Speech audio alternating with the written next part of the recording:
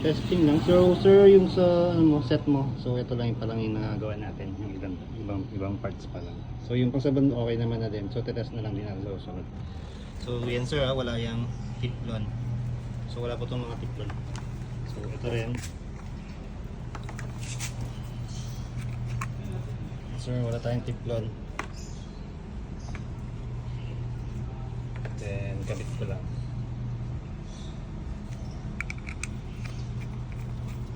So, testing natin sir. So, on natin yung pressure washer. So, kinabit ko na to sir sa pressure washer.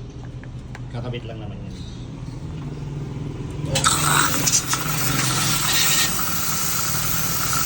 So, ano leak ba lang ito? Hindi yung ito. Walang leak. Ang ito, zero yan. Ito lang siya sir, may ingay na lumang-luma na itong ito. Gusto itong pressure washer. Okay.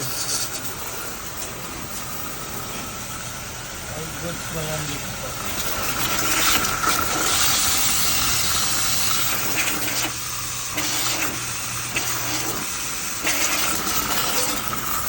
Sino yan sir, wala yung palig.